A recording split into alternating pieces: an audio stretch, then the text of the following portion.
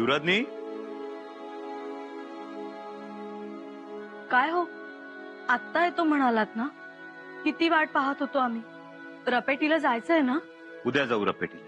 अहो मग एवढा वेळ काय करत होतात? एक महत्वाचं काम केलं. पत्र लिहिलं इंग्रज व्यापाऱ्याला. शिक्कामोर्तब उठवा म्हणजे आजच थैली रवाना होईल. पत्र म्हणजे? इंग्रजांकडून विष उतरवण्याची प्रभावी औषधं मागवलीत आम्ही. ते बरं केलं. औषध खात्रीचं हवं. येसू आणखी एका गोष्टीच्या आम्ही शोधात आहोत, ज्यामुळे अन्नातील विष लगेच ओळखता येईल. म्हणजे विषाच्या प्रभावानं अंगठीतला रंग बदलणारा खडा किंवा चकोर पक्षी आणून ठेवावे.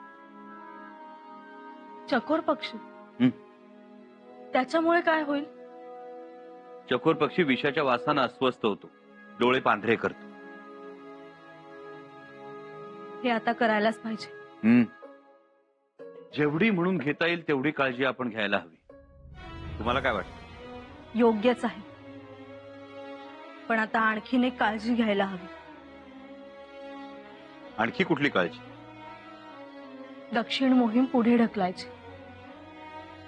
आबासाहेब मान्य करतील? आबासाहेबांची पुरेशी विश्रांती होईल. आपल्या डोळ्यासमोर राहिले तर जरा आराम मिळेल. चांगलं चुंगलं खायला घालता येईल त्यांना. पण दक्षिण मोहीम पुढे ढकलायची म्हणजे आबासाहेबांना काहीतरी ठोस कारण सांगावं लागेल. जर ठोस कारण नसेल तर मात्र आबासाहेब थांबणं कठीण. युवराज, अंबिका राजेंचं येणं गडावर झालंय. अंबिकाबाई साहेब आल्यात?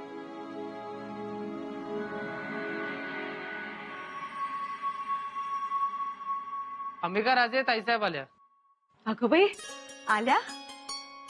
तरीच म्हंटल आमची उजवी पापडी का फडफडत होती. आता बघा, रागवतील आमच्यावर, आम्हाला दमही देतील. बाकी कोणाला नाही, पण मुलींना मात्र घाबरतात. आबासाहेब, आबासाहेब, ताईसाहेब आले. भाकरी ओवाळून टाकलीत? हो, पाय धुवून वाड्यात घेतलंय त्यांना. हे बघा आल्यात. आबा,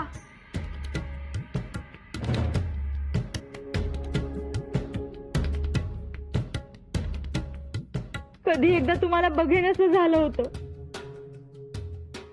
अंबिका राजे, आम्हाला कोणी कळवलं नाही. आलो नसतो का आम्ही? तुमची सेवा केली असती. दिवस रात्र तुमच्या जवळ बसून राहिलो असतो. आबांचे पायही दाबून दिले असते आम्ही. मातोश्री, मातोश्री, आबांना खूप त्रास झाला ना? झाला, पण आई भवानीनं तारून नेलं. आबा, तुम्ही एवढं हुशार. उंदीर दिव्यातली वात पळवून नेतील आणि आगी लागतील, याची खबरदारी घ्यायला मावळ्यांना सांगताना. मग आता तुम्हीच एवढे गाफील कसे राहिलात? तेही विषप्रयोग होईपर्यंत. तो विषप्रयोग नव्हता, विषबाधा झाली होती. दुधातनं काहीतरी गेलं असेल, लांबलेल्या पदार्थांमुळे झाली असेल, एवढंच गपोरी. नक्की ना आबा, की फक्त समजूत काढताय आमची? ताईसाहेब, राजा वैद्यांनी तसंच सांगितलंय. वहिनीचा अहो केवढे धास्तावलो होतो आम्ही. साऱ्यांचा रागही आला होता. एक माणूस लाखोंना सांभाळतो, मग लाखो माणसं एका माणसाची हिफाजत करू शकत नाहीत का? अंबिका राजे, आम्ही छत्रपती जरी असलो तरी शेवटी माणूसच आहोत ना. आणि अनुभवच आपल्याला खरं काय ते शिकवून जातो. पण आता या पुढे असं आम्हाला काहीही ऐकायला नको. तुम्हाला खोटं वाटेल, तुम्ही आजारी पडलात आणि मातोश्री आमच्या स्वप्नात आल्या होत्या. ते लांब सडक केस, ती हिरवी पैठणी घालून दारात उभ्या होत्या आणि आम्हाला म्हणतात कशा, पोरी अगं कुंकू लाव ग मला. आम्ही जाग्या झालो आणि बघितलं तर कुणीच नव्हतं. तुमच्या आजारपणाची खबर आली आणि मग त्या स्वप्नाचा खुलासा झाला. काशीबाई, तुम्ही इथे आहात, मग तुमचे मालक कुठे आहेत? ते बाहेर मोरोपंत भेटले म्हणून थांबले. घ्या, आलेच.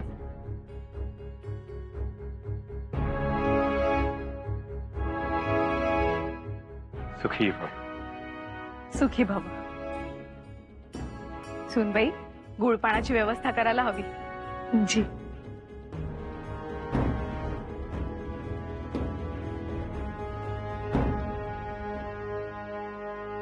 कसे आहात हर्जीराजे? आपला आशीर्वाद. आपल्या छत्राखाली खुशाल आहोत. कुतुबशहा काय म्हणतोय? आबा, आता कोणत्याही मोहिमेचा विषय काढायचा नाही. आम्ही एक वेगळी मोहीम मनात घेऊन आलोय. आणि मोहीम शंभूराजेंच्याच बाबतीत आहे. शंभूराजेंच्या बाबतीत? आपण उद्या बोलूयात. तुम्ही आता विश्रांती घ्या. आणि आबा, तुम्ही खुश व्हाल अशीच मोहीम आहे. युवराजने मागच्या आठवड्यातील सवतींच्या भांडणाचा खटला. दोन्ही सवती एका उतारत्या कड्याजवळ गुरं राखत बसल्या असताना दोघींनी जीव दिला. त्या कड्यात पडून मेल्या. युवराजने, मी आज संपलो. माझ्या दोन्ही बायका मायाळू होत्या हो. दोघी शेतात एकत्र जायच्या, एकत्र स्वयंपाक करायच्या, बाजार हाटाला पण दोघी. समजा गाव आश्चर्य करायचं की या सवती असून भांडत का नाहीत म्हणून. एवढं समजा असताना त्या कशाला जीव देतील हो, कशाला जीव देतील. पंत, मागील आठवड्यात आपण काही खबरगीर पाठवले होते. त्यांच्याकडून काही खबर? हो युवराज, सांगुणा नावाची एक संशयित आहे. तिनंच या सवतीत भांडणं लावली. तिच्या करणीनेच दोघींचा जीव गेला. प्रथम त्या आरोपीला पेश करण्याची आज्ञा द्यावी. आज्ञा आहे.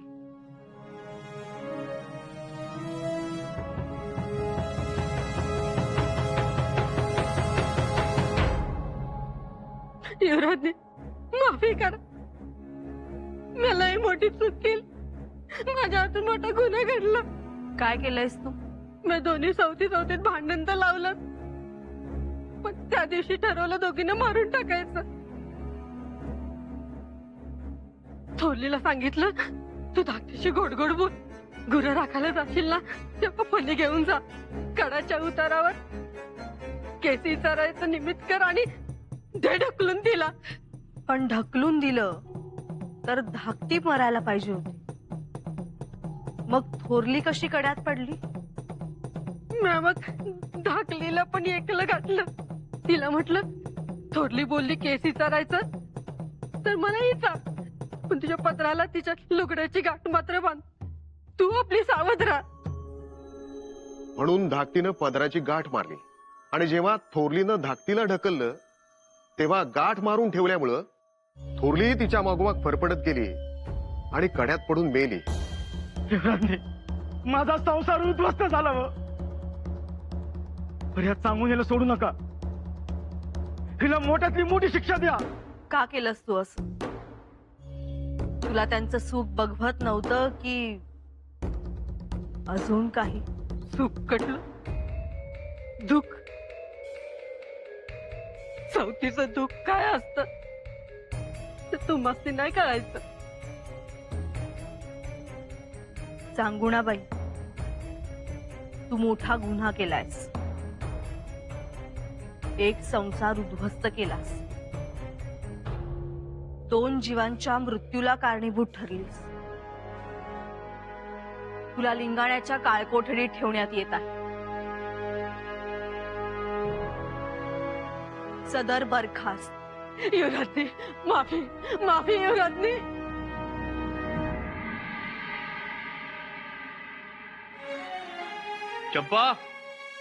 चंपाबाई, युवराजनींना म्हणावं निवाडा संपला की लगेच महालात ये. आमच्या वस्तू सापडत नाही.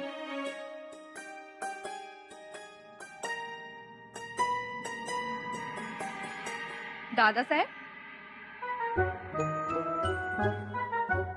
काय सापडत नाही? हे अंगठ्या सापडत नाहीयेत. वहिनीसा कुठे आहेत?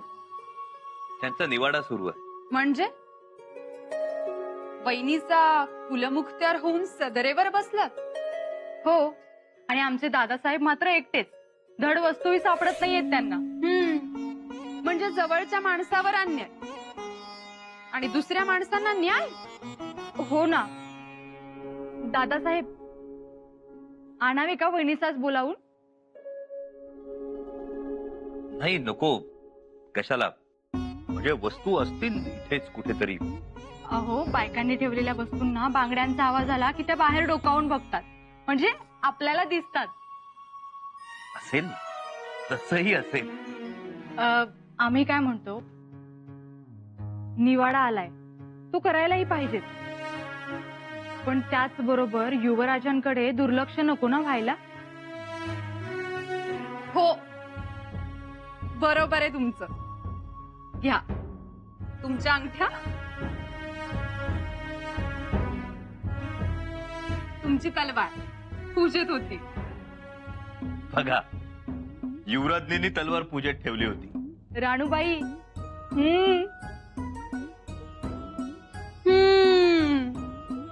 आम्हाला असं वाटतं की दादासाहेबांकडे लक्ष द्यायला अजून एखादा माणूस हवं. खरंय हो. म्हणजे ही अशी शोधाशोध, दादासाहेबांना काय हवं नको ते कोणी बघायचं.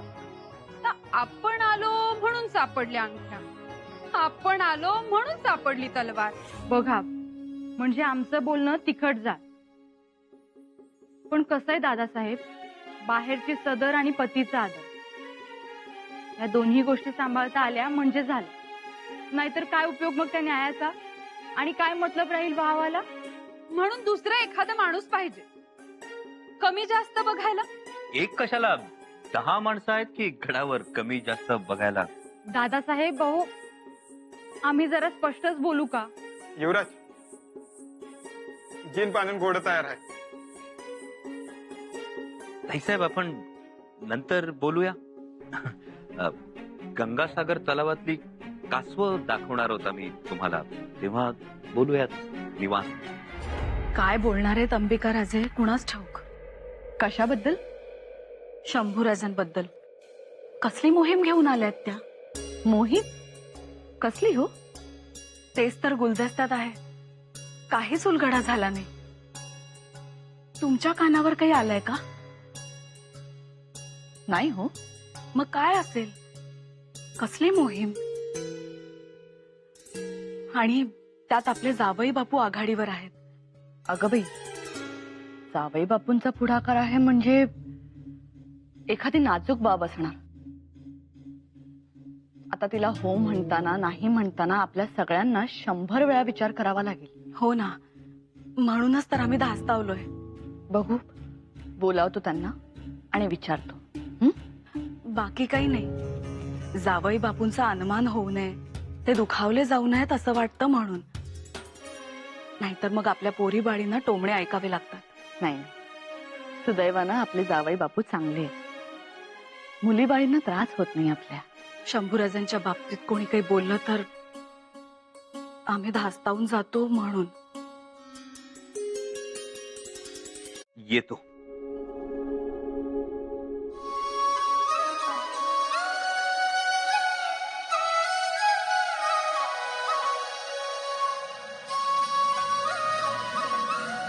या कुलमुखत्यार.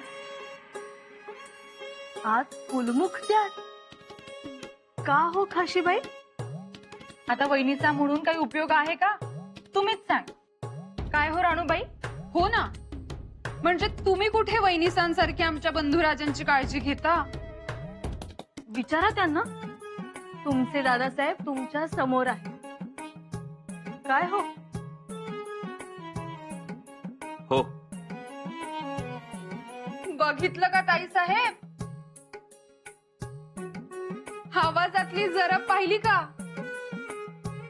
अहो, ते अजून सदरेवरच्या निवाड्यातून बाहेरच आलेल्या नाहीयेत, म्हणून ही जरब. तसं काही नाही. उलट तुमच्या दादासाहेबांनीच आम्हाला जरबेट ठेवली. हो का? आम्हाला नाही वाटत तसं. आमचे दादासाहेब खूप हळवे आहेत. अहो, मग आम्ही काय कमी करतो का त्यांच्यासाठी?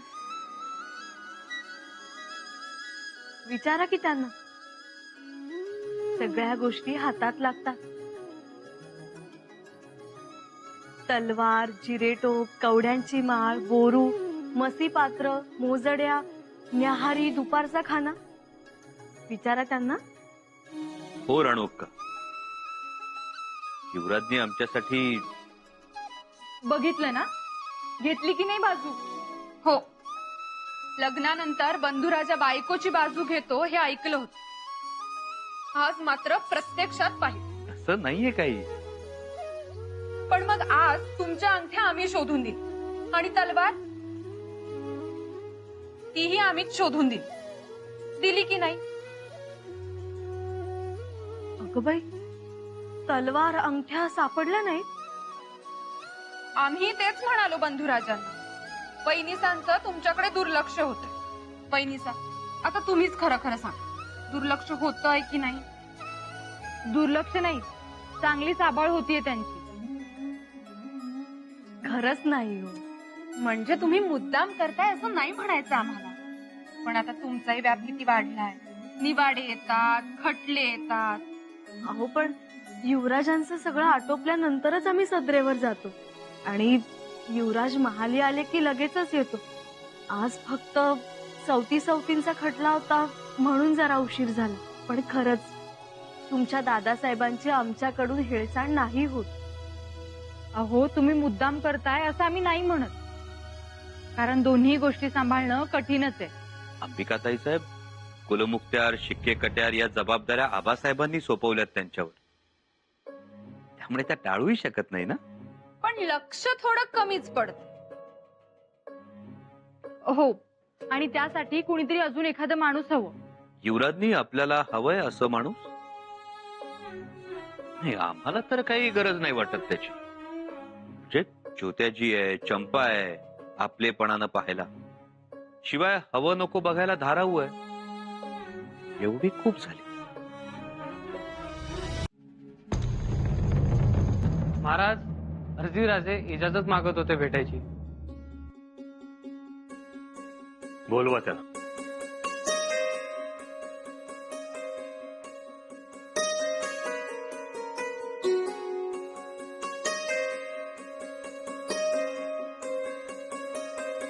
या जावई बापू, या बसा.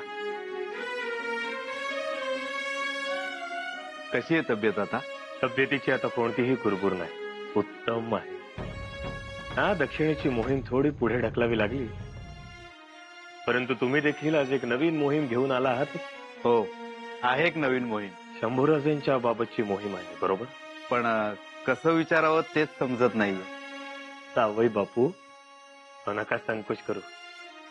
तुम्ही आमचे जावई असला तरी आम्ही तुम्हाला मुलासारखंच मानतो. बोला. महाराज, शंभूराजांसाठी आम्ही एक नवीन स्थळ आणलंय. असं म्हणजे शंभूराजेंच्या दुसऱ्या लग्नाची मोहीम उघडली आहे तर? जी महाराज. आपण म्हणत असाल तर पाहुण्यांना मुलगी घेऊन बोलवता येईल. माणसं खानदान्यान मातब्बर आहेतच, आणि मुलगी म्हणाल तर रूपवान असून संस्कारी आहे. तो विश्वास आम्हाला आहे. मग धाडू का सांगावा? एकदा येसूबाईंना विचारायला हवं. अहो, त्यांना काय विचारायचं? त्या काय नाही म्हणणार आहेत व्हय? तरीही विचारावं लागेल. एकदा विचारपूस केली की रखडा रखडी होती. आणि पहिलं कुठं होतं असं विचारून बायको करायची पद्धत? आताही कोणीही ते पाळत नाही. ज्याला त्याला वेल मांडवावर चढवण्याची घाई असते बास. पण इथे या रायगडावर तसं होणार नाही. रायगडावर संमती ही घेतली जाईलच. जावई बापू, आमच्या वेळची परिस्थिती वेगळी होती.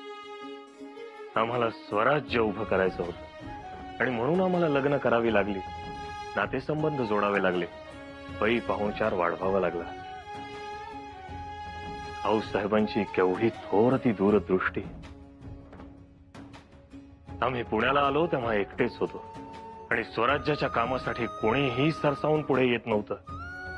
म्हणून मग आम्हाला काही माणसं रक्ताच्या नात्यातून तर काही तलवारीच्या पात्यातून जवळ करावी लागली आणि स्वराज्य उभं राहिलं.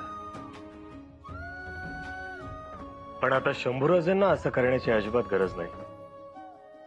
पण स्थळ तुम्ही आणलंय जावई बाबू. आम्हाला तुमचा शब्द देखील खाली पडून द्यायचा नाही.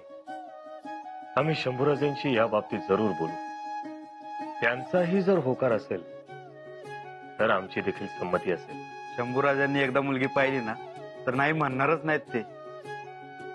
आणि दुसरं म्हणजे विदर्भात आपलं सोयरधार्य होणार म्हणून म्हणतो महाराज. पण तरीही येसूबाईंना एकदा विचारलंच पाहिजे. विचारा, माझं तसं काय. पण समजा युवराजनी नाही म्हटलं आणि शंभूराजे तयार झालं तर मग काय करा?